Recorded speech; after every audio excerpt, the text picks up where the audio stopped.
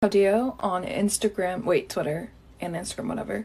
And yeah, his entire page is just dedicated to being cool, being an alpha male, and putting down women while trying to convince everybody how cool he is. But babe, we can see you. We can see you with our eyes. So in the comments section,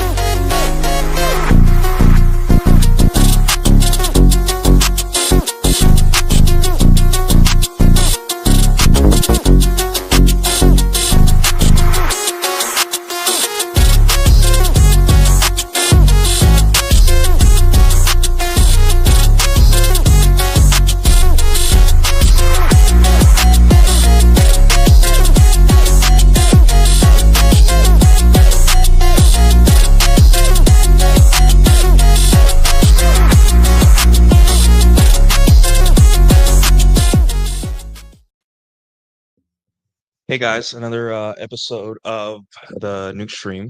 Nice to see you guys tonight. Today we're going to be talking about fearing women and all that stuff, right? It's something that really is very prevalent in the way people talk about women. I would say online and maybe in real life too, but I would say online there seems to be a lot of neuroticism. We're going to talk about where that neuroticism comes from and how how we can best kind of identify it with ourselves, things that we should worry about, things that we shouldn't, and honestly, overall, that regardless of what happens, you're always going to come out on the other side. There is no end all be all ultimate women that will defeat you, right? Obviously, there are freak cases and stuff, but for us normal people and without any outside interferences, women are really not going to destroy your life. So give me 1 second, guys.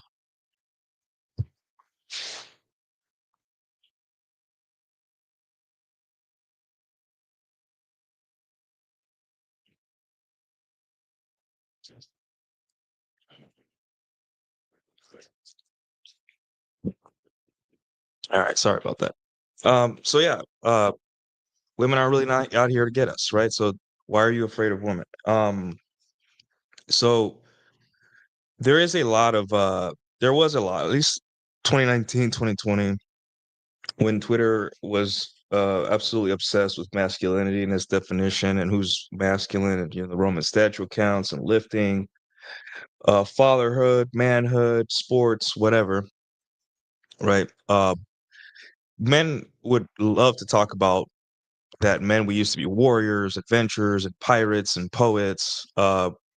And then in the same breath, they would in the same breath they would talk about how they need to vet women down to the type of dress she wears, down to the color of her hair, down to her college major, everything, like everything top to bottom.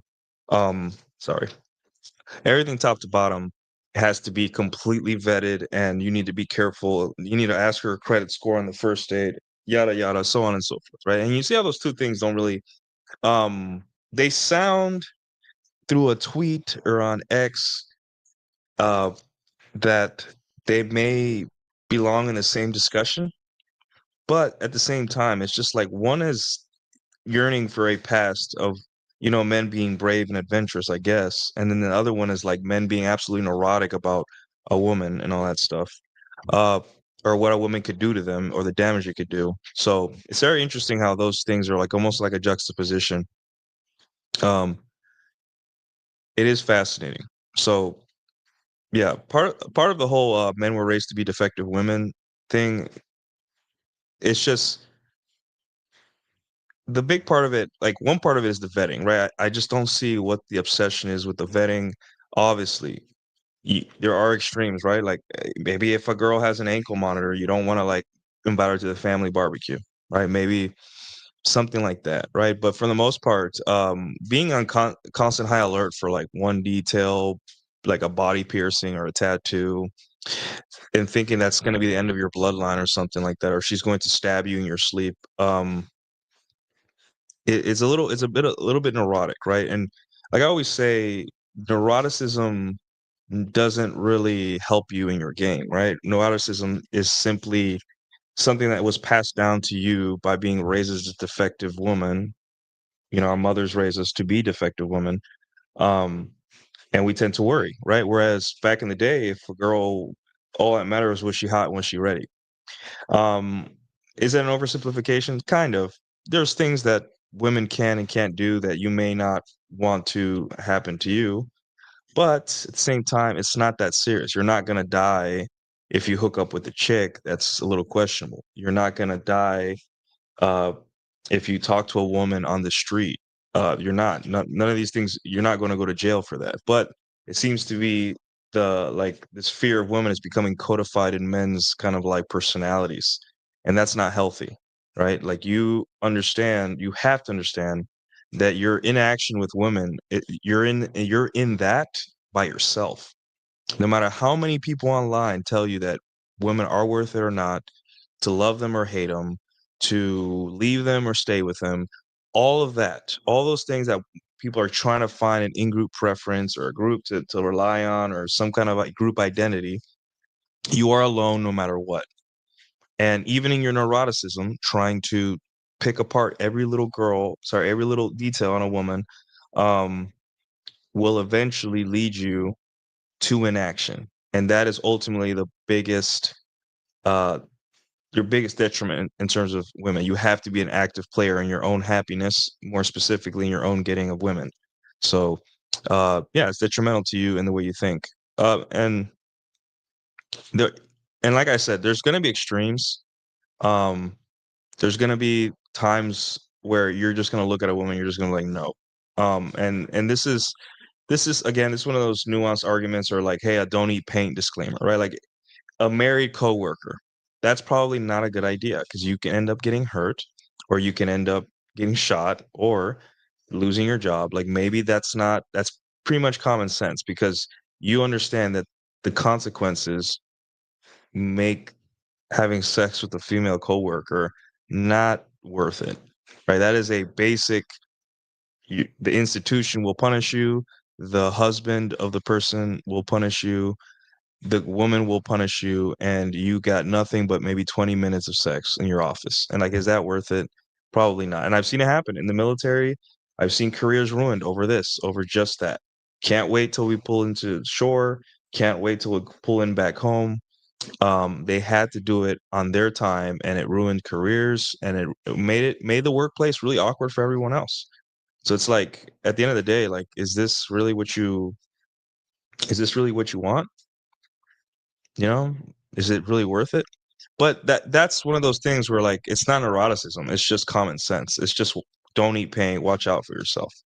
Um and going back to the vetting thing, like let's say you go out with your boys to a dive bar somewhere crazy and you see a girl with like a neck or face tattoo that's hot. And she takes a liking to you. Maybe you play pool with her or something, or you have a shot with her. Like, how are you going to be in the interaction? Are you going to be like, wow, what a psychopath? She has a tattoo or a nose ring. Are you going to be afraid for your life? No, you're going to play it by ear. You're going to be cautious, slowly and cautiously getting to know a woman that may be insane, right? And even in those cases, when you might find an insane woman, like with an ankle monitor or a face tattoo, you may be like, holy shit, this girl probably has a body in her trunk, but I'm going to play it cool. And even then, you probably will be okay. You will probably be okay.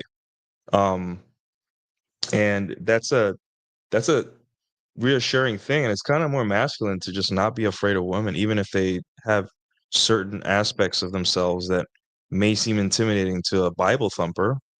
But for you, nothing bad will happen. You may have to use a fake name. You may have to use a fake address, right? I trust that men are smart enough to make good decisions, but you're gonna be okay. And that's really the point here is that you're gonna be okay. Um, and really, what what better way? One of the best ways, like manifestations of rule zero, which is positive identity for men, is just not being afraid of women, right? Being smart about where and when to to deal with women, that's different. But just looking at women as a whole and being like, yes, there are women that are like this, are like that, but mostly it is a most men, sorry, opt into their own destruction with women. And I know this because one of the studies I did, my personal studies, like me just diving into the world of other people, because it is difficult to see what other men are going through from your own perspective, because everyone's girl problems tend to not be that public until it's becomes a big deal, like something bad really happened, like a divorce, a separation, a breakup, domestic violence, stuff like that. That's when you like a lot of people aren't do not know things are going bad until something like that happens. So I go on to Are We Dating the Same Girl? And every city has one, right? Are We Dating the Same Girl? Dallas or whatever city you're in. And I see guys, and I was curious. I'm like, hey, I just open that page from time to time to see what the guys in this city are struggling with women. And it's never women that are just like absolutely smoke shows, which everyone would think, hey, these women are kind of like playing men or running circles around men and all that stuff. It's usually like a normal chick, sometimes divorced, single moms, whatever, and they look okay. I would say the range is 5 to 7, maybe a 4 through 7, right? And that's subjective. For you guys, it could be different, but nothing modeled here where you would expect a really hot chick to be running circles around an average guy. But the men just absolutely, it just seemed like these men were so terrified of the outcome that could happen, or the outcome that they had that they were imagining in their head whenever they dated a chick. And um if you guys pay attention to those posts, if you guys would like to follow those pages, they'll step you pretty quickly. Is that men either tend to be like, hey, what's the deal with her? Is she crazy? Blah blah blah. And no one ever has an answer because the city's just too big for any man to be like, oh, okay, hold on, I dated her. This is what happened. So it's usually like a couple guys are like, "Wow, she's hot," or "Good luck, bro." And then there's always one sane guy and being like, "Dude, just relax, enjoy yourself. Like, if she's into you, go on a date. You'll find out things slowly. You're not gonna find out right away." Um, and all that. And then there's the guys that post women that act like after a bad thing happened, like, "Hey, I found out she had a husband and kids, and she was seeing me on the side," or "I found out that that she had other men, or I found out that she was playing me, whatever." And it's usually like you see the guys ask like, "What happened?" When, "Oh, I took her out on 3 dinner dates." I'm like, "Yeah, you opted into your own destruction." Is it his fault? Not entirely, because maybe he doesn't know. A lot of like recently divorced men don't know how to date. They just treat every woman like their ex-wife. So they, how would they know how to go about this dating stuff? But for the most part, yeah, it's just a lot of men you ask them. And even when guys come to me, whether it be on the Patreon or in my private consulting, like within 30 seconds of them telling me what happened with a certain chick or what situation they're in, I'm able to pinpoint, "Dude, right here, you messed up right here." Um, and that's the beauty of this. And that's, I was talking about my system a couple weeks ago about like how the purpose of the system is what it does, right? And my dating system that I used throughout the early 2020s is essentially supposed to protect you against women's craziest natures, right? And when I say that, I don't mean 100% protect you, but it's supposed to weed out and keep you safe from women that would then damage you. And guys don't have a system. They're willy-nilly, they're firing from the hip. They're just floating around. Whatever girl looks good, they'll go to. They don't think twice about like um or they don't have a system to stick to, and it doesn't like it's not codified. There isn't an algorithm. They just go by the feeling of their gut and their dick, and they never think, oh well, maybe uh maybe there's something I'm doing wrong, right? But yeah, they don't have a system, and they float around, and they get hurt, and they become neurotic, and then they become black pill or doomer and all that stuff because essentially they believe that they should meet women like their ex-wife or their first girlfriend, like just being on the same classroom or something, not like, hey, having to go out and meet people and all that stuff. So, That's why they become afraid of women. And essentially, it's just they opted into their own destruction. And then, as they went through this, it happened 2 or 3 times to 3 different women. They either give up or become, despondent, and then they tell their friends or something. Um, their friends kind of, what do you call it? Like, reinforce their fears and saying, "Yeah, like be careful with this type of woman." And then downstream of that, then comes like the nomenclature, the endless trying to categorize women so they can identify them. Like, oh, women with uh what is it? Nose piercings, or women with a forearm tattoo, or women that follow this religion, or women that are from this country, or women from this height, short women. Oh, short women are evil. Like all these different things that are all based on men not knowing how to deal with women, and then codifying that into a classification in order for them, so they can be like, that classification, of women, stay away from that. When in reality, no, dude, you're going to be fine. You're going to be fine. It's not, you just didn't know what to do. And instead of blaming it on yourself, which you should have, when I say blame, I mean take accountability and be like, what am I doing wrong? You went and blamed women, and you blamed certain ways of them being raised. Now, here's what happens when you do that, the overclassification of women and all that stuff. It's essentially you leave yourself wide open, right? Because you've classified women in a negative light. Let's say short girls are evil, or Latinos are crazy, or rich girls are spoiled, or white girls or black girls, or whatever.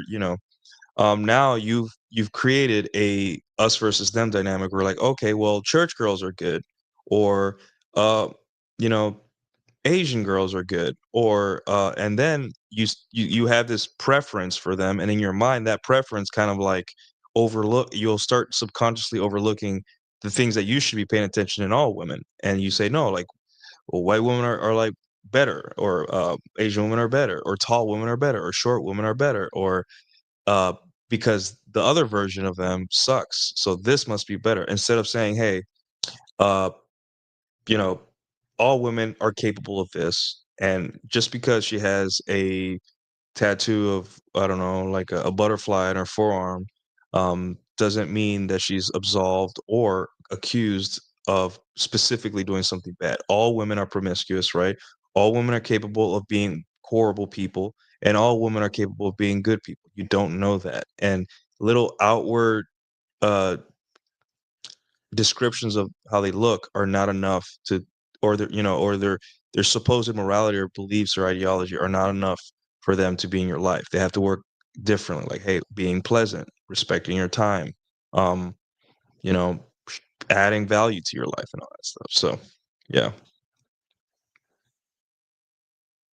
So yeah, short girls are evil, no way, I like them. Yeah, well, that's it's just one of those things that people are like, oh, short girls are evil, right? Or uh this girl is like this girl like that. So yeah. um all right, basically, guys, this is all based on my latest article number 99. So if you guys want to follow along, I'll put the link in the chat. There you go. We're going through this. So essentially, um one of the ways that you can end up being like, how men that are afraid of women navigate dating, right? Is that a lot of the times they believe that if they search specifically for monogamy, um, that will protect them a lot from what the damage women can do, right? So if you uh, if you approach dating from a like, oh, I'm pure, I'm looking for, like, hey, my purity is going to beget or attract pure women, then you've got something coming to you, right? Because that's not how it works. That's not how female attraction works. Even if a woman is low body count, pure, or whatever you think she is, right? It does not work that way. And guys fall for the trap, even subconsciously. I don't know how many times guys will look at guys like me, and maybe guys like you, and be like, you guys are degenerates, you guys are playing women, and you guys, if you stop that, you would find a wife, right? But here's the thing. like the way we are isn't some cartoonish version of womanizing like the media presents it, right? Like the Glenn Quagmires and the Barney Stinson of the world. It's just men who make good decisions in their dating life. That's it. It isn't an archetype, it isn't a caricature. It is simply a guy that knows what the fuck he's doing. He's more disciplined than married men, and um in terms of how to deal with women than most married men. There are married men with game that are a force to be reckoned with. Uh, talk to the married red pill guys; they figured it all out. But um, we are normal people, and that is the scariest realization for a lot of people. That guys that are do okay with women, right? Not, I wouldn't say something like Troy Francis was a world class womanizer. I'm saying like a guy that has a healthy sex life, is spinning plates, has a normal job, is able to figure it out, normal social life, if not above average social life. Um, and he goes through life kind of with a locked in focus on what's important in terms of dating and what's not. Um, Guys that look at it from a purity standpoint will always blame guys like that and look at them through the guise of just some cartoonish licking all the ice cream type dude that like hurts women, like a Barney Stinson, right? Not to be taken seriously, a detriment to society, all that stuff. But what he doesn't understand is that he has a covert contract, and that covert contract is, if I'm a good man and I'm moral, good women will follow, and that's not true, right? Um, so yeah. Hold on, guys. I'm making beef broth or bone broth, and it's about to simmer over. Give me one sec.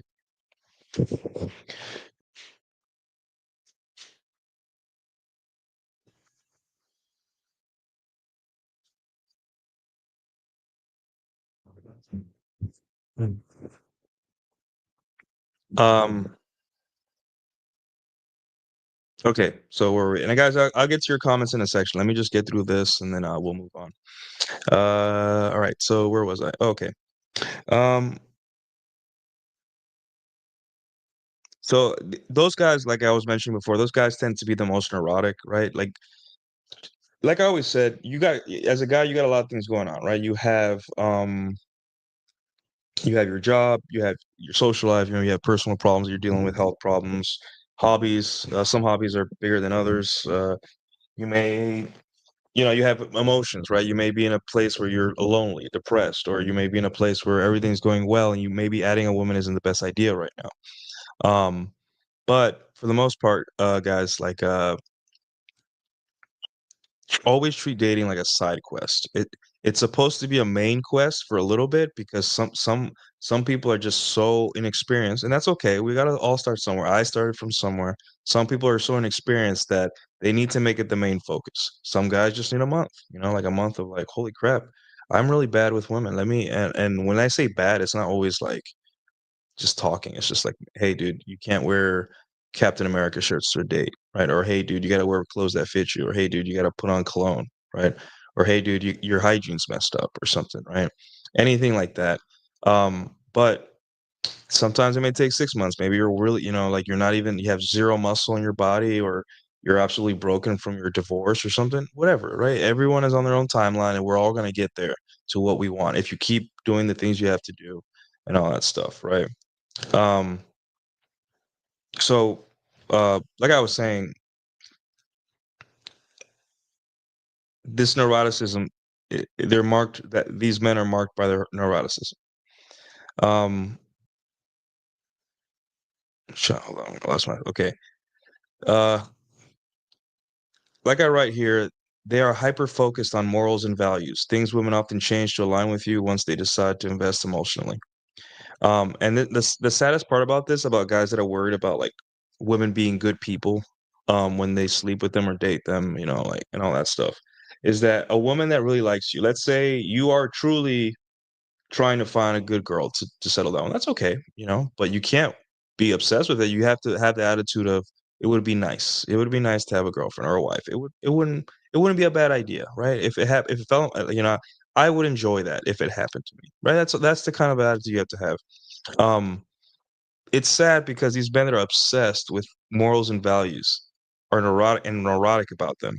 It's a problem that solves itself, right? And there's nothing more female than being uh, a man and worrying about things that solve themselves, right? If a girl likes you, she will change her worldview and her morals and even her religion to align with you. But men still worry about her being perfect beforehand because they have to worry about something. You have to be worried. I'm like worried about something that it solves itself. That's crazy. So yeah. Um. So yeah. All right. Understand, guys, that like outwardly appearances are always weak signals in terms of who she is. It's not like women can be absolutely like a whore, right? If you know if you guys are into that, it's fine. Women can be like that and then put on a church dress, right? And fool like women are so easy, so good at fooling us. Don't fall for it, right? Don't constantly look look at women just for their outward appearance, right? Don't it's a weak signal of purity to like a dress or a church attendance schedule. You don't know whatever you no matter what she says, there's no proof. There's no proof. She can say she's this or she's that. She's no proof. Worry about what's important, right? And what's important is, hey, how does she treat me? Am I having a good time? And you see how that's better vetting criteria because that covers everything. And it's not something you have to sit down um and think constantly like, what am I gonna? What if she says this? Or what if my father doesn't approve? Or she's this, she thinks like this, she voted for this. I'm like, no, dude, just don't worry about it. Stop taking it so seriously. Are you having a good time? When you stop having a good time, then you walk away, right? Now, obviously, not everyone can walk away so easily, right? But for the most part, most of your relationships should be focused on those two questions. Am I having a good time? And um, is she adding to my life, right? And adding could be up to you. It could be you just need someone to hook up with, or adding could be like you need someone to like help you raise your kids. You know, it all depends on where you're at in your life, right? So yeah. Um, One of the things that these neurotic men and men are afraid of the consequences of sleeping with the wrong woman, is that they hate the red pill because the red pill paints kind of broad strokes all women, right? And it's not that we want to, um, it's not that we're obsessed with uh, making women look bad, right? It's that women are constantly made to be look good, and we just want to be like, hey, hey, hey, no. This is honestly, this is what it's like. This is good too, but they have this bad little evil part that is very inconvenient to us men.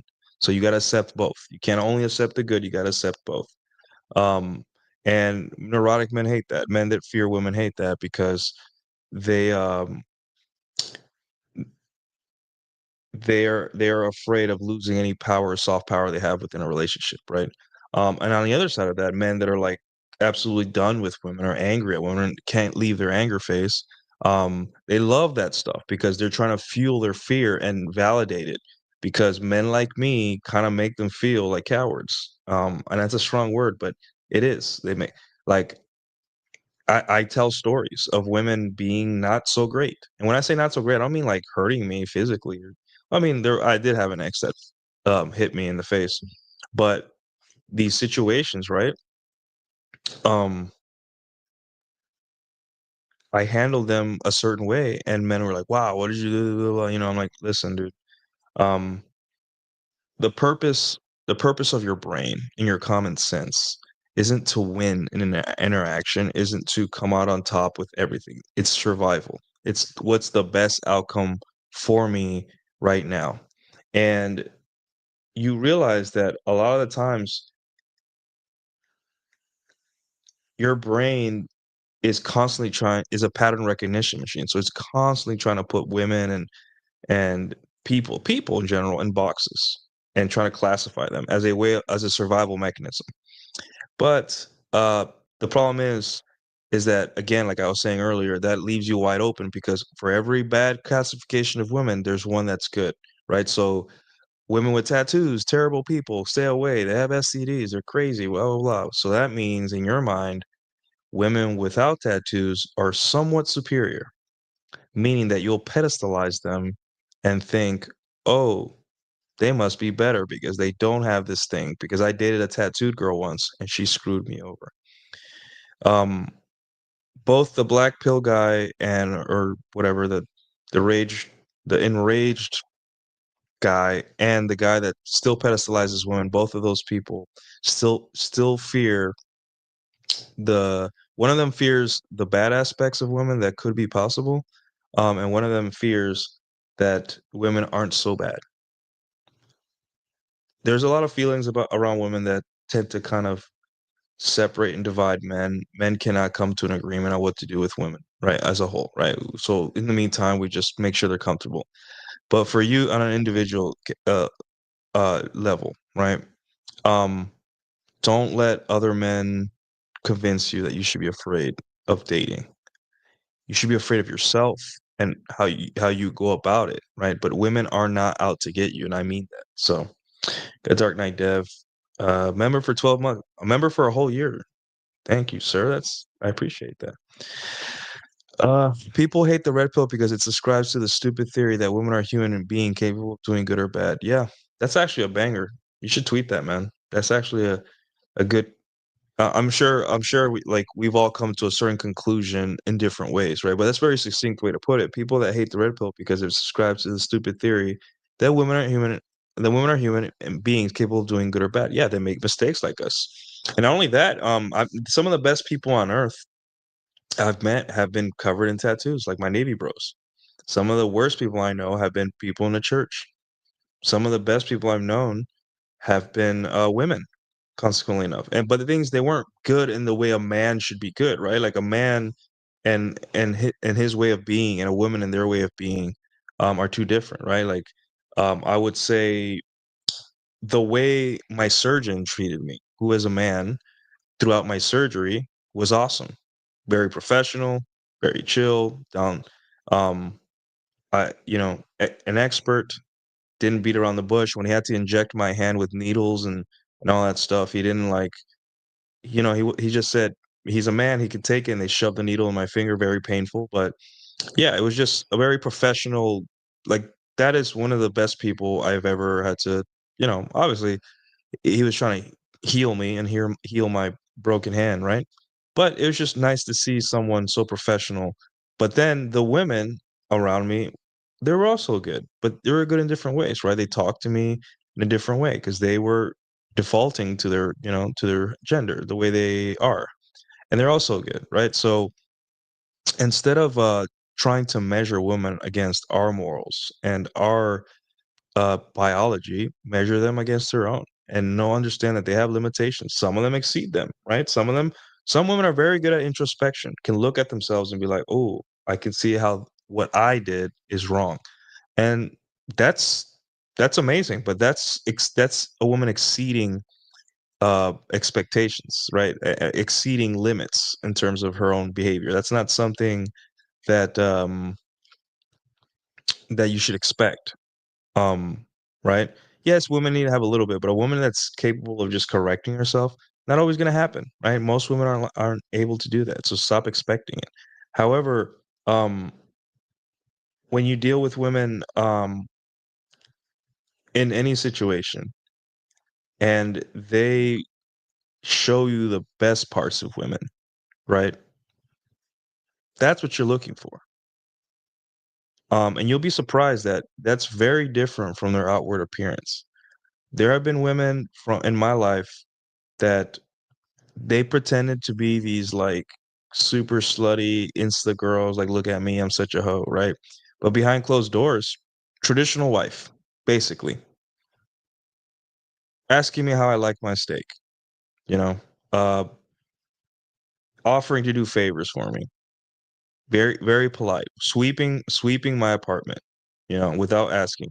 And that's what you don't wanna leave women on the table like that. You don't wanna leave your dating life, you don't wanna leave women on the table like that because you're afraid of that the way a girl looks on the outside is going to ruin your life. Um, And that's sad because there's women out there uh, that will kind of pull you out of your rage phase, make you believe in relationships again if you don't believe, right? And they're just simply women that are like, I can't wait to see her next week or later this week. Like they will be the highlight of your week. I know, you're not supposed to revolve your life around women, but there's women that treat you so well and or just are a pleasure to be around. That you're like, I'm not gonna act like it, I'm not gonna say it, but I am looking forward to seeing her again. And that's where you want to be. Right? That's where you wanna be, where it's not that you're desperate for sex or desperate for intimacy or love, or you're not desperate for anything, right?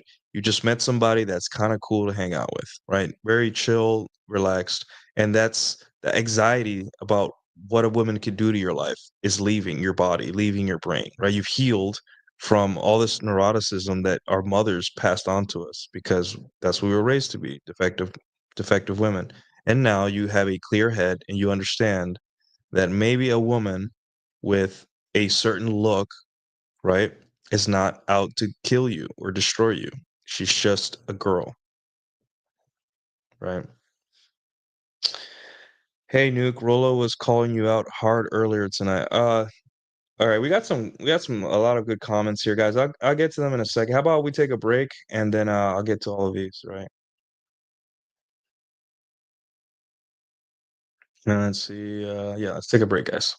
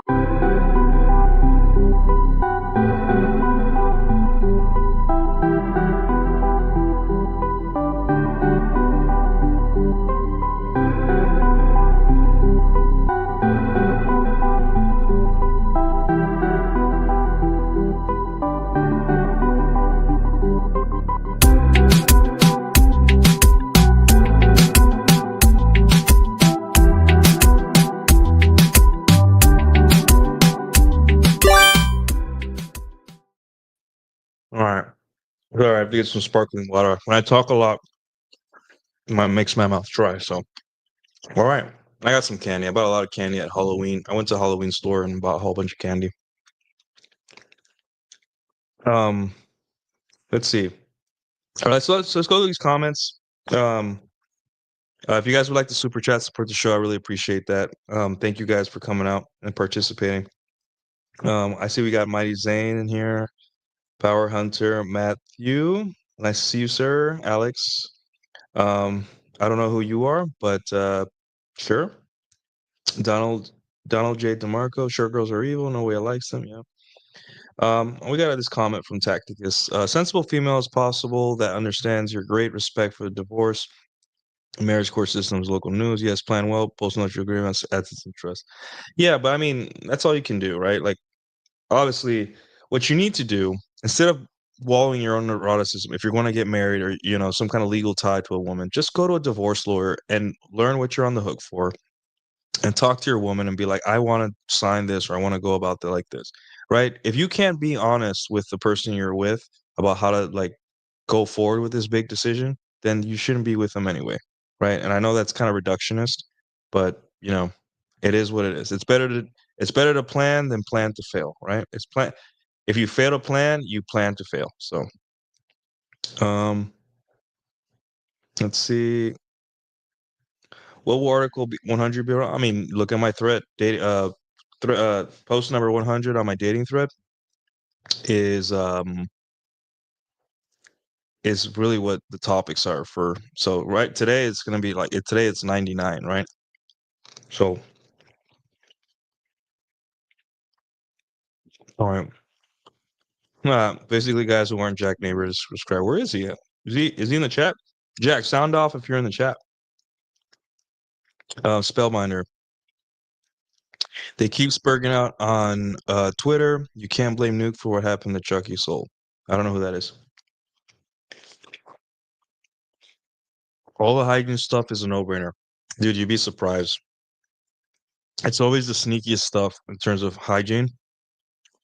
Um, one of the things I see, especially with men my age, is the hairs coming out of the ears and the nose. And men that shave and leave spots and all that stuff. Um, the nose hairs, and then this, like right here, this little where the mustache is the peak of the mustache, where they'll shave and they'll still have hairs here at the peak of the mustache, right?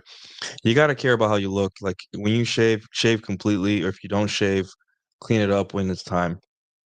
Right, a little gruff is good. Like I like to, for me, I like to balance it. Right, like I like a nice high tight fade, but then messy on top because it's like a juxtaposition. Right, it's like I am, I can be cleaned up when I need to, but also I like a messy, kind of messy head. You know, messy hair on top. Right, it's just I don't know. I like it. The girls like it. My GF likes it. Whatever. So but you'd be surprised, like the guys will buy colognes that are too strong. Guys will buy like super cheap colognes that are just like $30. Like, I mean, come on, man. Like, chill out some money. It lasts you forever, and you trust me. There's nothing better than a pretty girl telling you smell good. That's one of the top compliments you can get as a man is being told you smell good. And not only that, like wearing like go to the gym. Like, have you guys been to the gym? There's always that one guy that you could smell him coming like 30 feet away. You could smell him, right? Guys don't understand. Like, hey, if you sweat a lot, you might have to wear like spandex, right?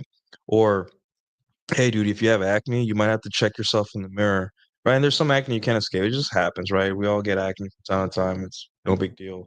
But there's just some times where you could just tell like this guy does not have any. He does not look at himself in the mirror. Some guys are too proud to go to get professional work done, like maybe you're getting your eyebrows trimmed by a professional and all that stuff. Um, yeah, it's just you'd be surprised how much hygiene is. It's a game changer, but some guys just don't care, or they just it's attention to detail. That's what the problem with hygiene is. Um, Jim Fields did some amazing work for Aaron Clary and Nick August. Maybe he could do something for Nuke's channel. I don't know who that is, but I don't know what did he do for their channels. Um, girl ghosts you when situation was going great. What do? What is there to do? What do you mean? Problem solved. The medium is a message, right? If a girl leaves during in a situationship, it's just there isn't really any. It's not. There's not even a verbal agreement, right? Girlfriend boyfriend is a verbal agreement. I will be with you according to my word. But situationship is even less. If a girl leaves, problem solved. Like there is no problem. Remember, again, I keep saying this. I'm so tired of saying this, right? And don't take this personal, man. But women control access to sex and relationships. This is an example, right? She set the tone. She said situationship. And guys swear that once they have the sex with the girl's gonna be begging for commitment. Please, can I commit to you? No, that's not how it works. Women enter next to relationships as they see fit because they set the tone. They are the ones that evaluate what am I getting out of this more than men and don't have the same sacrificial nature we do. They will do what's best for them always. And this is an example. There is no problem. There is nothing to ask. Just move on, right? It is what it is. Um, he who tames thine horse, it blackens the soul, Nuke. I've always feared that you would become that which you fought against. You walk the edge of the abyss every night, but you haven't fallen in. I thank heaven for that. Wow, that's very poetic. It blackens the soul, Nuke. I've always feared that you would become that which you fought against. You walk the edge of that abyss every night. Yeah, well, the way you balance it, man, is that, like I said, I don't remember what essay a while ago, maybe essay number 30 something, is that you have when you are red pilled, so to speak, red pilled, it's a lens, right? And you start seeing like everything in the red pill lens. You start seeing movies that you held near and dear when you were a kid, excuse me, are now seen as like holy crap, like Titanic. Everyone women think Titanic is a beautiful romance story, a beautiful romantic story for the ages. But men, now that you're red pill, you're like, wow, like that girl left a guy that was willing to marry her and settle down and provide for her for some poor dude on a ship and hooked up with her and all that stuff right behind his back, right? Like obviously, maybe the guy was kind of a dork too. We don't know, rich dork, but you see these things like for even the cool movies like Terminator 2. It's basically Sarah Connor trying to replace the father with a robot, and the robot having to sacrifice himself to keep the kid safe, right? It's basically a single mother coming of age story, right? So it's like you see it everywhere. It's hard to escape, and you see it in your personal life. You see it with your friends, your parents, your own relationships, the women that you try and have sex with, the women that you've had sex with. But at the same time, as you navigate these things, you also tend to see that women kind of are not so bad. They're just watching out for themselves. So once you start watching out for yourself, right, you start to see kind of like, oh, it's not that women were bad. It's that I myself thought if I was good, people around me would be good. But that's not the truth. You are good because that's who you are, not because you expect anything in return. So I avoid the abyss by essentially always thinking, am I sour grapes because this person in front of me is um is doing what they want and living their dreams? Or am I sour grapes uh because I want everyone to be like me?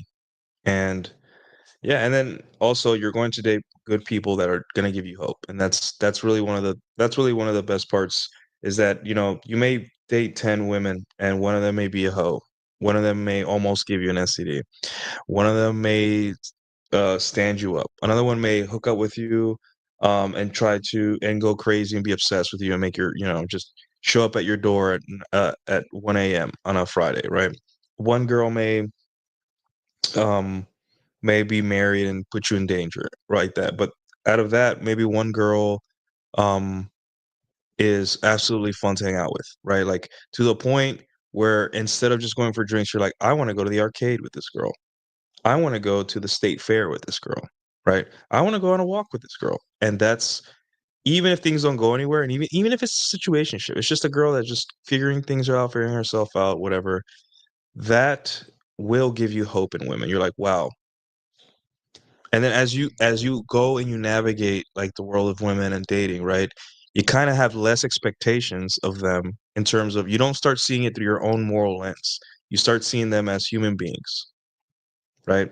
I'll give you an example. I go to an anime kind of like event where girls dress all slutty, tits and ass hanging out. Not always the best because some of them aren't, they're not in shape and all that stuff. And I go there, and there is a pervasive belief in the anime community that women come here only to like market themselves and their OnlyFans. Like, look at me, I'm busting it open, right? I'm cosplaying as this character. I'm like, yeah, sure you are, great, right? And of course, all of them have, you know, they're being used to promote these events and all that stuff. But at the same time, like, what else do they have in their life, right? These women cannot compete with like bottle service girls, or they can't compete with, cheerleaders, and they were probably the mid girls in their high school and their university, right? They never got the experience like what it is to be that attractive, right? And I'm not sympathizing. I'm just saying that I'm trying to get into their head, right? Remember, last show was a perspective versus perception, and all they have left is, hey, I'm going to dress as this and try to get attention from greasy anime fans, right? And I'm a proud greasy anime fan, right? I'm not above the rest, but it makes sense. Like, I understand where they're coming from, And, once you yourself fix yourself and you get attractive and likable and magnetic, right? Those basic things that you have to have as a human being in general, but men refuse to do. Women treat you really good. And I'm not good like, oh, they'll have sex with you good. I'm talking about like good, like polite. Like you're not a weirdo. Okay, cool. He gets it. Oh, he's not gonna shame me for who I am. Okay, he gets it. And then you're in their good graces, and that's how you escape the abyss. It's essentially you become better, you make the red pill about yourself and no one but yourself. And as you go on through your life, yes, there's going to be bad women, but just like we mentioned earlier, she's not a woman, she's just a bad person. She's not destroying your life because she's a woman, she's destroying your life because she's a bad person. And perhaps you opted in. You didn't think about what was going on. You only thought, "Hey, I'm getting sex and that's good enough," and not thinking, "Hey, uh maybe it's time to find a better girlfriend or a better girl to hook up with, or maybe this isn't the best for me." So, yeah. And nice words though. Appreciate this comment. I'm gonna screenshot it. There we go.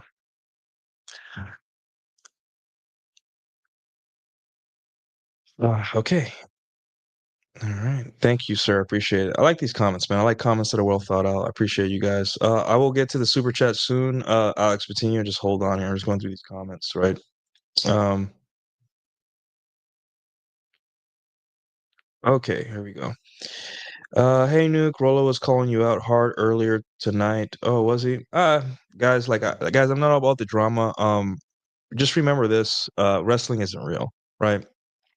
Um, essentially, people, as long as they're attacking my ideas, and you know what, I'm not even mad if they attack the quality of my channel and the quality of my work, right? Because I would rather someone go after the quality of my work and all that stuff. And understand too that it's just the business, right? A lot of us criticize each other's work. Even the people that I enjoy working with that work with me criticize my work and all that stuff, and what I do. And that's okay, right? Like the internet, you have to be strong to be here.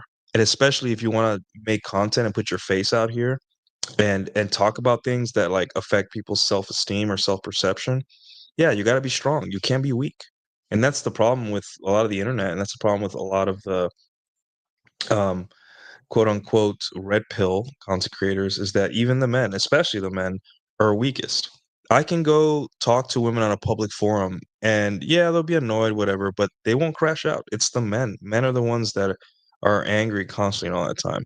But you don't get as far as Mr. Tomasi in this business without also taking lumps and all that stuff. But for the most part, guys, as long as it's like my work, it doesn't matter, right? What are we even here for? Um, we're here to figure this out, to trade notes. Um, Again, I lean into the gossip a little bit on the timeline, uh, because I'm trying to get their foot in the door, right? I'm trying to get them to my front door so I can open it and be like, okay, well, this is what I have to offer. What do you think? For the most part, we have work to do. And uh, on a professional level, I'll say it's like this, right? The guy who started the nuclear navy, Admiral Rickover, he was kind of a dick to people, um, especially like guys like Jimmy Carter who went on to become a president. He would do things and run his officers that were trying to become nuclear officers for his for his subs for his nuclear program. Sorry, he would do things like cut the leg off of a chair while interviewing them to see how they would handle sitting on a chair being interviewed by the an admiral in the United States Navy. And then there were stories where he'd like tell when the officers said something stupid or dumb, he would just, hey, go in that closet and stay in that closet for a while until you fix what you said and stuff like that, right? So a very intense guy, and that's the level because the guy was passionate, right? The guy was obsessed with putting nuclear reactors in ships and submarines, and he did it.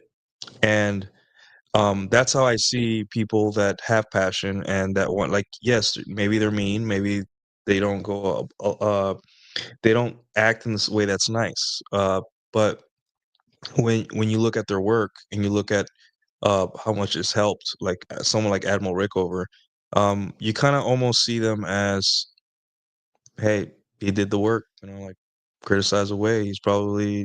he'd probably be a dick to me today if he met me. If he walked into a reactor control room and I'm sitting at the panel, right? He probably criticized my every move, my uniform, everything, right? But that's just because he is him. So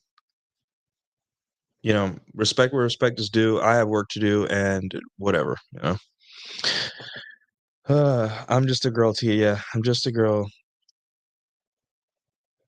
He just saying he likes new, but keeps the rule zero crew at arm's length. Yeah, I mean, guys, it's really easy to lose everything in this business. Like the wrong thing, you could say the wrong thing. You can call out the wrong people. You can go after the wrong person. You can be very close to losing it. And in this business, you gotta be careful who you work with, right? You gotta understand from a business perspective, and you don't want to become a type of person that's known for one event that screwed you over, right? You want to be known for your work mostly. You don't want to be known for that one time, something was revealed about you that, and because that's over. The internet has bad memory, but it never truly forgets. So, yeah. So, yeah.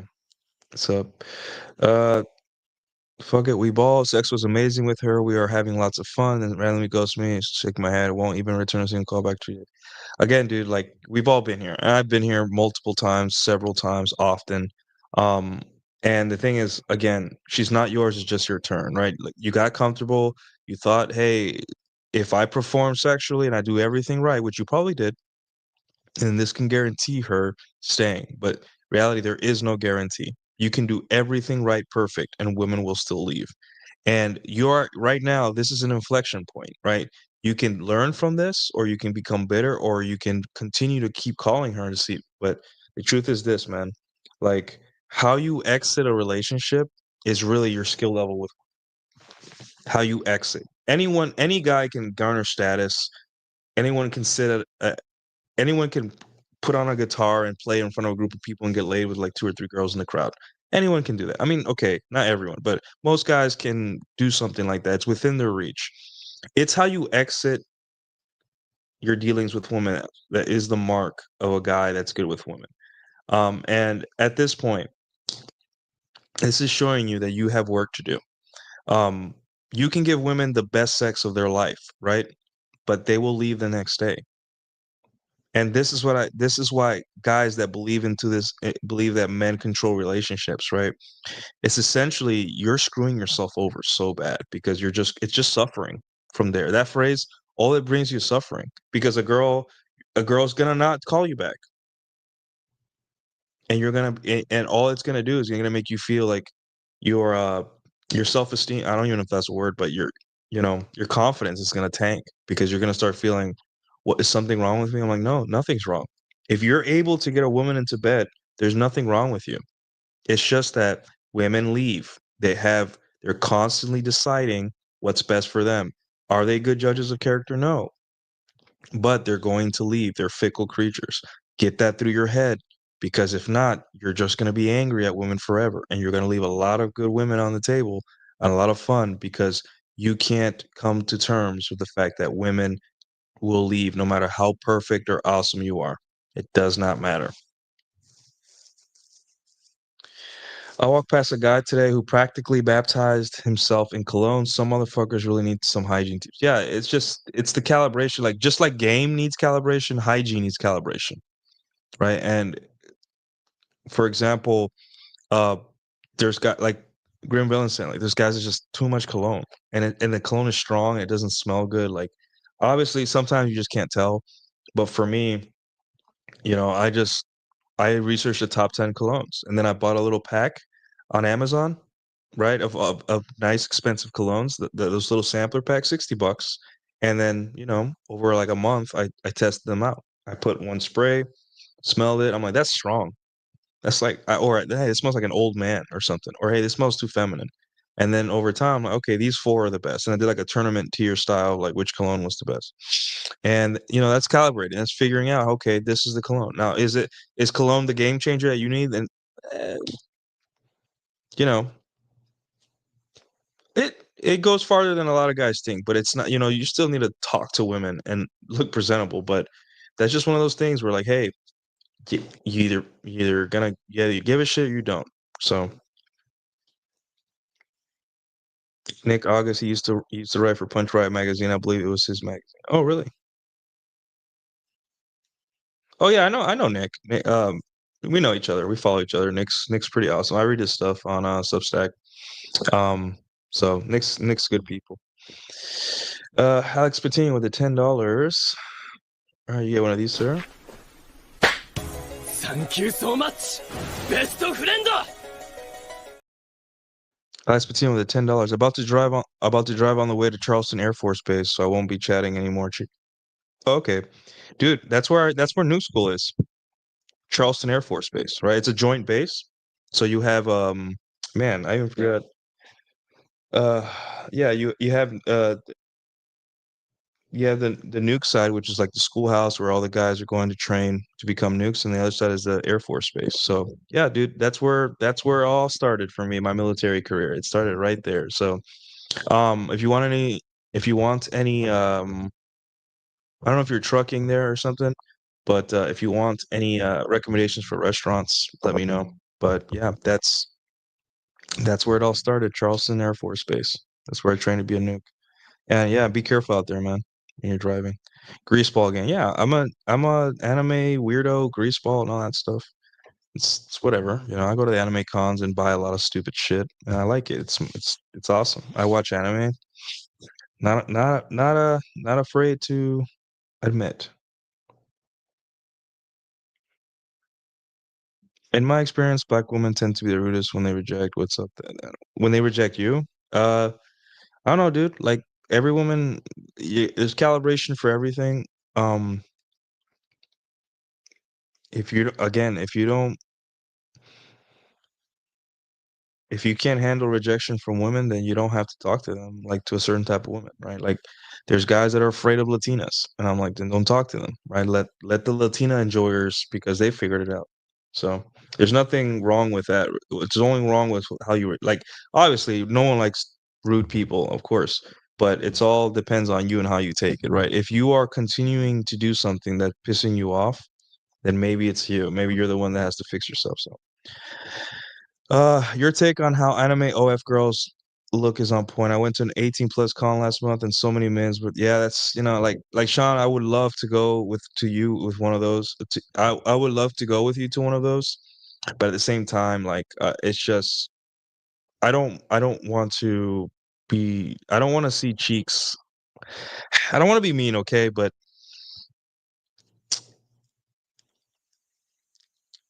I don't need to be seeing overweight people in almost nothing, right? I don't want to be traumatized. I know it's mean, but you get it, right? I'm sure there's attractive women there, but I just don't, like it's just not about that. Unless there's good merch. If there's good merch, I will make the sacrifice. You know me and my merch, Sean. So yeah. Oh, about that, Rolo said his only issue is that you tangle with Pro. Well, I mean, okay, there is no issue. It's just it is what it is. Um, Let's see. None of those women would have been able to compete against Ring Girl. Yeah, and that's what I'm saying. Like, think about it like this. Women's social media is it's the brand of them. It's their own marketing, right? So women are their own brand, and social media is funnel marketing for women, right? So when women cosplay, when women make reels, all this stuff, right? They are marketing for themselves. They're selling themselves. Like, look at me. So because of this, they have to find ways to kind of compete, right? Because that's how women compete, is like attention. And some women are never going to compete against ring girls, bottle service girls, your local, model. And when I say model, I mean real model, like girls that model for like Calvin Klein and stuff like that. Um, Stuff like that. Hey, even local escorts. Like I'm sure that those are escorts tend to be the hottest women in the city, right? At the high end ones. So they can't compete against all that stuff.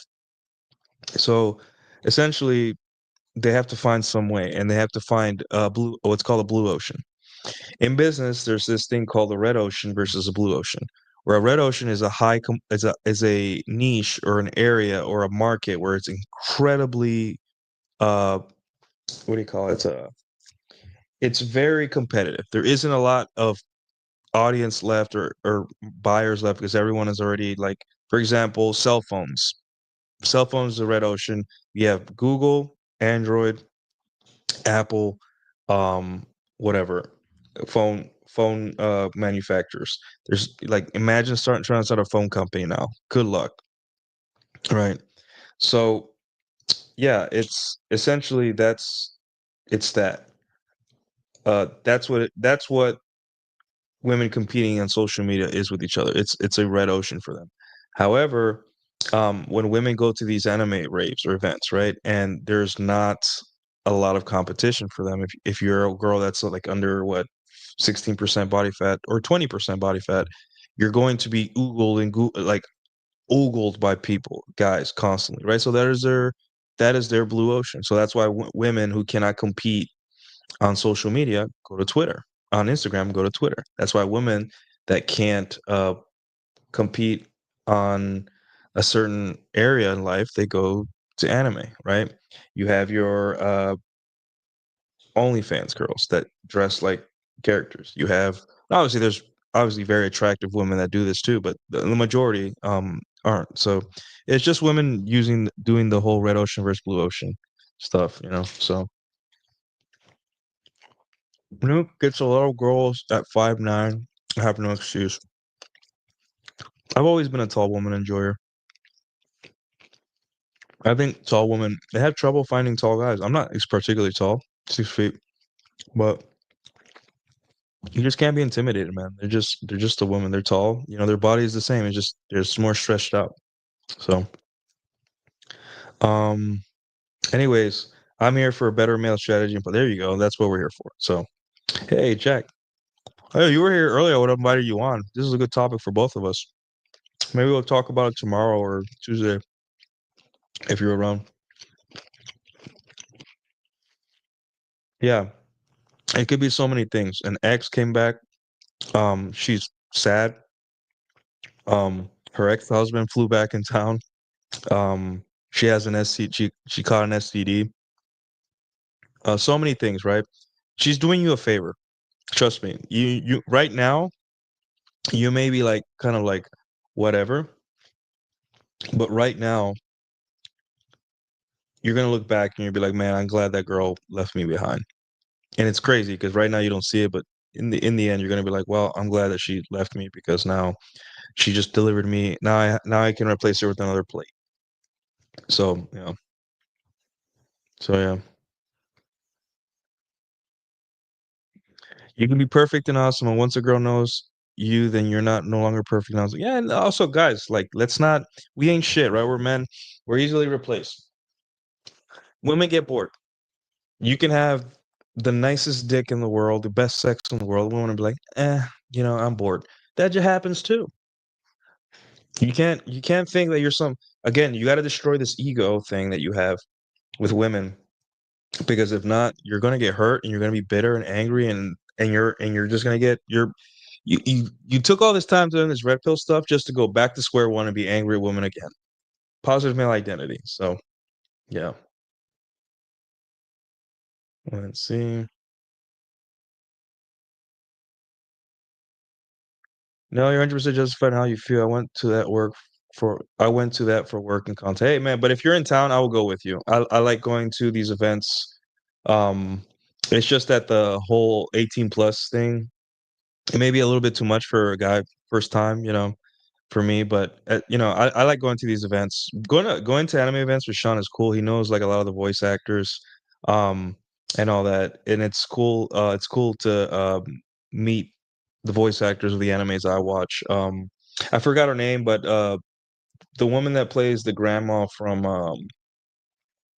Dandadan. She's a very nice lady. I always say hi to her. She's so sweet. I met Okarun too. He's half black, half Puerto Rican. It's just nice to see people behind the voices and all that stuff, and then the merch. That's the problem. I like the merch, so I'm always constantly buying like hats and like I just bought a Demon Slayer poster. I didn't want to buy it, but the guy was like, "Hey, please buy this, man. It's so I can make one more sale for the day." And I'm like, "Sure, dude, whatever." And I bought it, and it looks nice. Everyone on Twitter likes it, so and I bought it way before the Demon Slayer movie. I didn't buy it recent. I bought it like 8 months ago. And, but yeah, it's pretty cool. But yeah, if I see one overweight Mikasa, I'm gonna lose my shit. Yeah, I don't want to see an overweight Mikasa because then I would be traumatized. Like, in real life normal women, I like normal women, longer hair, normal bodies, and all that stuff. But my the waifus that I enjoy, whatever they call them, the anime waifus, I like short haired women. I don't understand it. Like I like Mikasa. I like season 4 Mikasa, and I like what's her name from Chainsaw Man? I'll look her up. Give me a second. Chainsaw Man characters.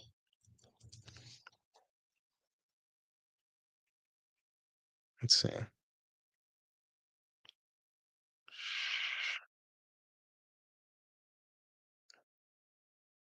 Let's see. Oh no, I'm looking up the movie. Give me a second, guys. Chainsaw Man and Chainsaw. I don't know what it is about Chainsaw Man, but it's just I really like that anime. I'm like, you know what it was? It was the dog. Himeno. There you go. Himeno. She's another wife. I can't explain it. I cannot explain it.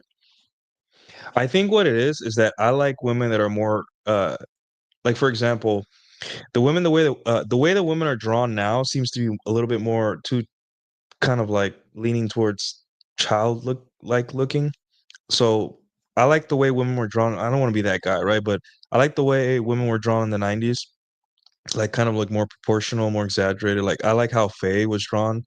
I like how women in like Outlaw Star, you know, the old space cowboy animes and all that stuff. I like the way women were drawn then. It just seemed more it's fan service, right? And also it just seemed more proportional, like the faces were more less round and all that stuff. And I tend to like more mature female characters, and I think yeah, Himeno. I liked Himeno a lot. I don't know, something about her. Can't explain it, but yeah, I don't want to see an overweight Mikasa. I'm gonna lose my mind too if I saw her. I saw her ring. I was like, nah, and she said, "My husband's right here. He's cool with it," and I still said no. Hooters, Twin Peaks. Yeah, red is competitive, blue is niche. Yeah. Yeah, it's look it up, man. It's red ocean versus blue ocean, and you apply it to women. Like you go to places where women where it's niche. It's like why we have a look, right? Because there is no look that can get all women, right? That can get all women like interested in you. There is certain looks like the you know the rock concert look, the salsa guy look with the with uh the the anime cosplay, right? Like I went dressed as Cloud to an anime event, right? And I couldn't, I was taking pictures all night. No, I didn't get left alone once. So, red ocean versus blue oceans. Red oceans are full of Jack subscribers. Red blue oceans are full of nuke subs. Another way to look at things. Fucking Grim Villain. God damn it. What do you think, Jack? Should we give Grim Villain the wrench? At this point, we got to give Grim Villain a wrench. Um, really? I'd crash out. Not one? Not even like a season? What the heck? I like how Nuke keeps Carl's ideas in circulation. You know what? I've never read Carl's stuff. I think I used to watch him on Rule Zero, if I'm not mistaken, but a long time ago. But yeah, the thing is, all of us kind of come to the same conclusion. But you got to let the ego go a little bit when you're trying to understand women. You cannot be a secret king and think that this is to win every single interaction with women and get and control the universe, right? You cannot control the universe. It's just this is how you navigate, right? It's how you navigate the seas. It doesn't mean your ship's not going to take a hit. It doesn't mean you'll make your destination when you want to. It's just a way to navigate the treacherous waters, you know. So, uh, Bebop Obama. Tall girls are hotter, in my opinion. It's actually blown my mind ever since I noticed that hot tall girls virtually get ignored by 90% of guys with insecurity about being seen with a tall. Yeah. Hey, man, bullish on tall women. Give it a try. Carrie Walgren. Picked up a tall chick at a bar recently, and she was kind of insecure about her height. Cute girl, yet was shocked I even talked to her. Really? There you go, guys. Tall women are a blue ocean. Ooh, that's a tweet. Tweet that. I'll schedule it. Schedule that.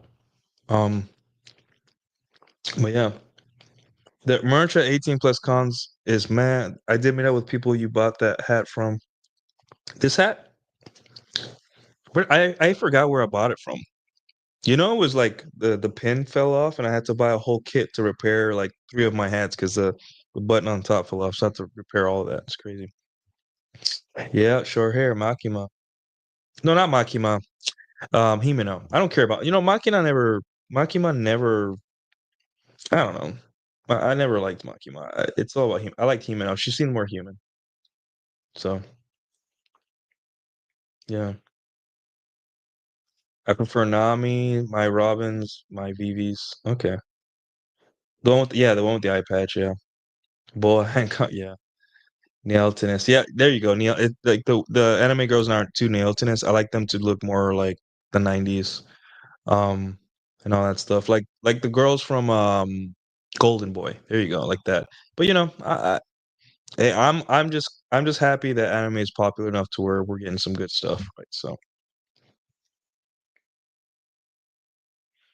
yeah, I don't know. Chainsaw Man really I really like, you know what it was? I think it was Pochita because it reminded me of Tadashi. I think as soon as when a dog plays a big role in an anime, I'm a dog person, so I'm like, you got me. So Pochita I got one shotted by Pochita on that anime. So I was like, yep, I'm hooked. I think it was episode 2. Yeah, I was like, I'm hooked. Sorry. Yeah, 80s anime women. They just look more real, like more I wouldn't say real. They just I don't know. You guys tell me. I mean, we could talk about it tomorrow, but I want to stay on topic, so. Yeah, dark skin waifu supremacy. Yeah. I can't wait for Nuke to give his World of Cardboard speech someday. I don't know what World of Cardboard is, but I'm thinking you're referring to Carl Benjamin. No, they just watch a picture and then go from there. I interviewed a woman that was dressed as Tubi from Nier Automata. She couldn't remember. Damn, that's crazy. Wow. Oh, Carrie Walk. Okay, was Granny Psycho and Don Don. She's also Haruko from FL. She was something else too, right? Carrie Waldron. Yeah, I met her. She remembered me.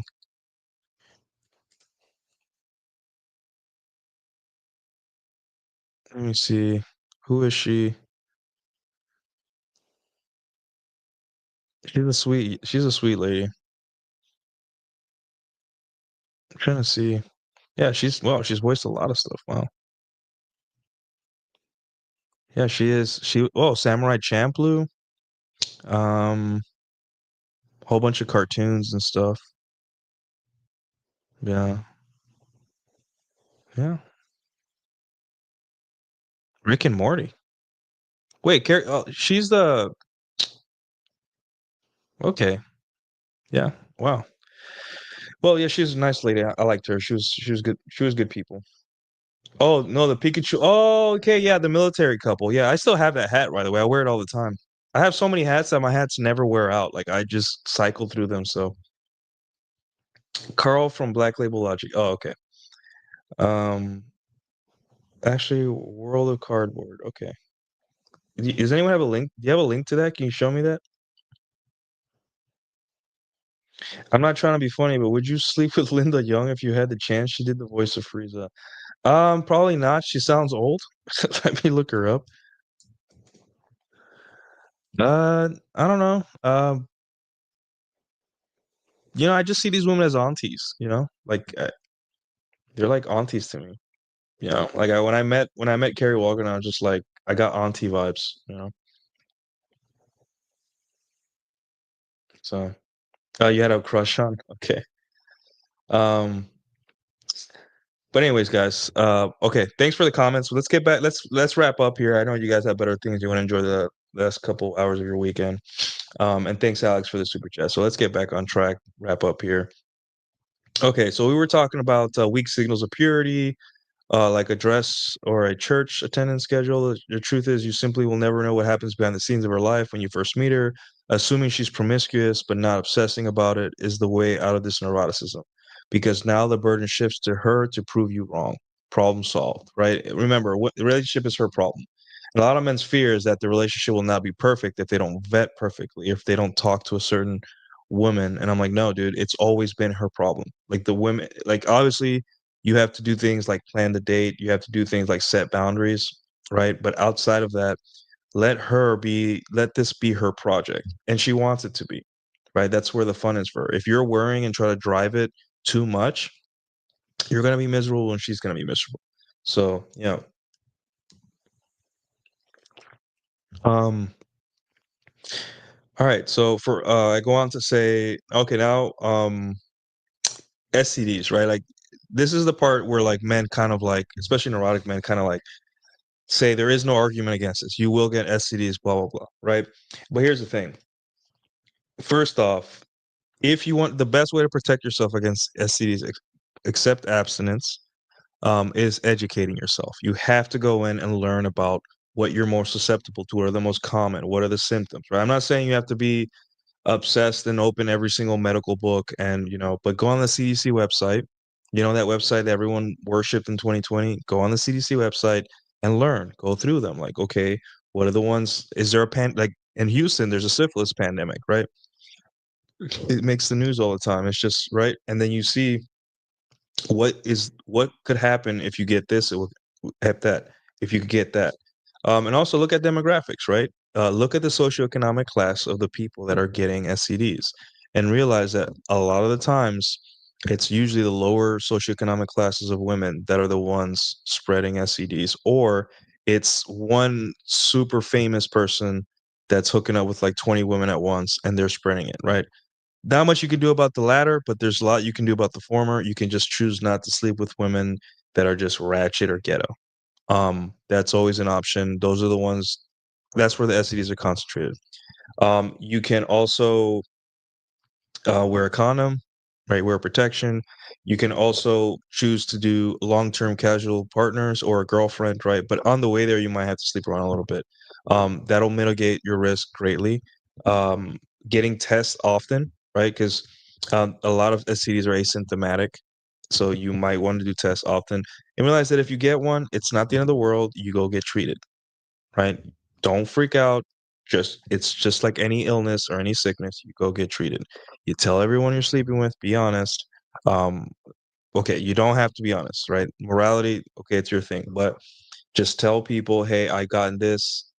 It's gonna be a good outcome. Yes, they might freak out. They might be sad, but you know it's life, right? You don't get to go through life without any risk. You don't get to enjoy women, even if it's a woman that you're trying to get into a relationship with. It's a rocky road through here. It's a rocky road to a relationship. And guys need to understand that it's not like the trads are saying where you just meet in a cornfield and you shake hands and you go to church 3 times and you're married, right? It's a dirty, shitty road sometimes to get into a relationship. So accept that and realize that STDs are part of the deal. They're here to stay. They change. Do the research, right? And before you commit, maybe ask for a STD test, right? And check yourself. And that's how you tackle this problem. Remember, inaction or action. I want to sleep around, right? That's your prerogative. You say I want to sleep around. So, what do you have to do, and what could stop your career of sleeping around, or what could stop? What are the consequences of what I'm doing? Okay, these are the consequences. What can I do to mitigate? Right? It's like an OODA loop before your dating life. Hey, like, what can I do to mitigate them? Is it worth it for me? Yes, no. If I catch this, what will happen? And then go from there. And don't be neurotic. Just have a plan, a break in case of emergency. and all that stuff, and think how life would change if you got like herpes or something like that, and work through that. If you cannot handle that, then you're going to have to change the way you do life, and that's okay. That's your decision. But being neurotic and sitting on your hands and using that as an excuse to run away from women is not. It is not a good plan. It is not. So yeah. All right. So we covered STDs.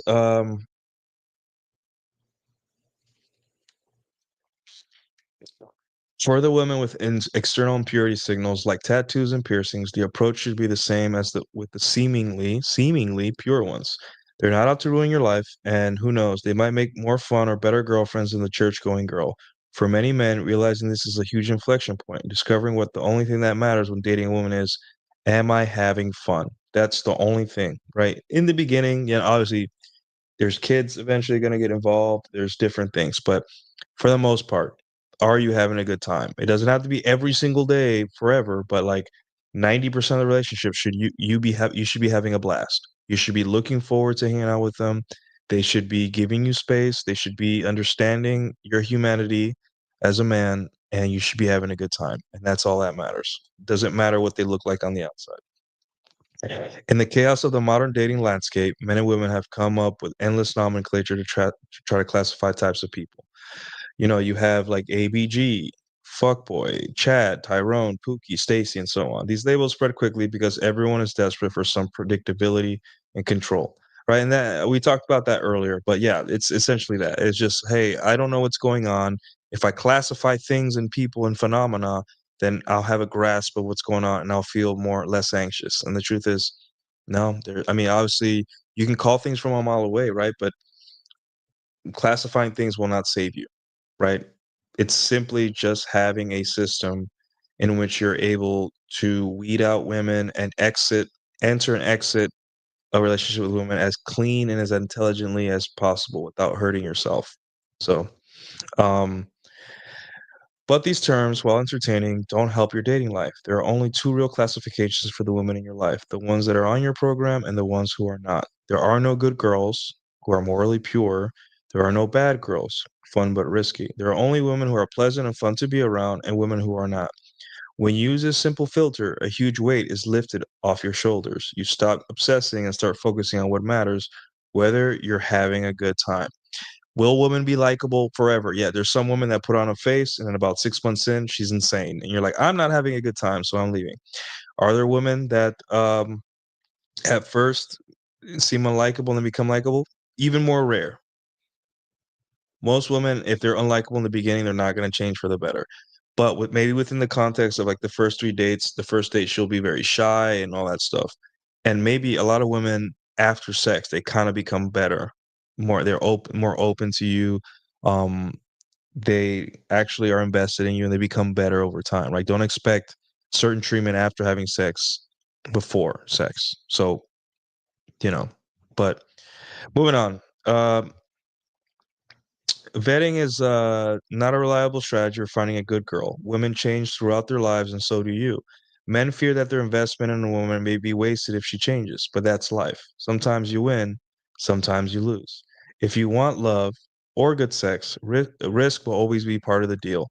Vetting mitigates risk only slightly, allowing the woman in your life, whether it's your wife or just a girl you met at a bar, to prove themselves is a far better strategy. Ironically, it's also more attractive to them. Women respect a calm, collected man who focuses on himself rather than obsessing over what she might do. And like I said it was before, like not being neurotic is attractive to women, being calm, right? And that's really the compliment I've received the most in my life as when I became a little bit more successful with women always has been, you're so calm. You're so laid back and relaxed. That is the number one compliment I've gotten from women. If you're getting that compliment from women, you are in the clear. You understand the game, right? Because just like any sport or any skill or any evolution that you do, if someone says, "Dude, you look really calm," when there's a lot of like consequences or perceived consequences, they are saying, "You know ball. You know what you're doing. Holy shit." And that's a good thing, right? So, yeah. Um All right. You are allowed to be wary of women's intentions. You're allowed to check phones, messages, or even follow her if you truly suspect something. But remember, her losing you as a charming husband or the best casual fling she ever had is her problem. You might mourn the one who was supposed to raise your kids, and you should, but you will be okay. The pirate warrior poet is within you. You can be that man if you just stop with the neuroticism. The single mom may not be what you want, but she seems fun and respects your time. Have fun. Yeah, like if single mom is not gonna destroy your life, have fun. The Hello Kitty girl, not gonna destroy your life, have fun. The goth chick, not gonna destroy your life, have fun. When things start getting a little bit uncomfortable and you realize like, hey, I gotta get out of here, you get out of there and be smart about it, right? Don't tell her, oh fuck you, bitch. Sometimes even blocking a woman is enough for her to like be mad at you and crash out. So for the most part, you have to um you have to stop with the neuroticism, or else you will never enjoy women. Trust me, the crazy Hello Kitty girl with the dark eyeliner and too many straps on her outfit is not out to ruin your life. Men often walk willingly into their own destruction and then respond with hypervigilance and paranoia. Have your wits about you, but don't take too seriously what the gods made for fun, right? Um, so yeah, guys, in a nutshell, it's that. Stop being afraid of women. You're gonna be okay. You're gonna get hurt, right? We just want to mitigate the hurt, right? And hurt is not the same for everyone. We just don't want to get hurt like cataclysmically where you lose the will to live kind of hurt, right? You want to get hurt like you get sad for a couple days hurt, or you want to get hurt like, hey, like a fight or something. You don't want to get hurt like she's stabbing you in the stomach. Or I get that, right? But most of the time, that's not a thing, and those things are quite, for the most part, are easy to tell early on. And just move intelligently, pay attention, have a good time, and then the minute you sense something's off, kind of, squint a little bit and be like, something's off here. But enjoy yourself. No one's out to get you. Women aren't out to get you. So, is there any other questions or anything before we wrap up? Guys, I have I'm sorry. I have a consulting. If you guys would like to talk to me and do some consulting with me, yeah, have a talk. It could be about anything, about girl problems. It could be about something you're going through and all that stuff with women. You guys can schedule a consult with me, and I'll be happy to talk to you, and we'll get to the bottom of it and all that stuff. To the guys that are my current clients, I appreciate you guys being honest and sharing your problems, and also uh, like for every client I've ever done, they just seem like normal dudes. None of them are like you know, they just seem guys like they just need help with one little piece of the puzzle. And that's pretty awesome. It's just nice to help people that are that give a shit, that like are switched on and they just need a little, a piece of the puzzle or two to like fit in and all that stuff. Um so, don't be afraid. Obviously I'm shilling my own self, but like don't be afraid to seek help. We're all in this together, separately, of course, but we're all dealing with the same gender, which is women, and we all trip up, right? And there's some things that you guys may know that I don't, and there's things that I may know and you guys don't, or I may have a different perspective and all that stuff. So, I'm flattered that you guys would come to me with your problems and all that stuff, but just realize I'm not better than you guys. I just am a little bit more obsessed than you guys. So I'm willing to help. I have to charge because it's my time. But so thank you guys for tuning in tonight too. It was a good show, very informative. Um, from now on, I'm gonna be reading the comments more and all that. While we're streaming, get you guys try to like create more engagement. So I'll go from there. Uh, I'm halfway through my last essay of my 100 essay series, and I'll go back to posting once a week, whatever relevant things going on and all that. So, thank you guys for subscribing to my Substack. I appreciate that. It's $7 a month if you haven't, and you get automatically 99 essays from the jump. So I think that's a good deal. So, excuse me. I think that's a good deal from the beginning.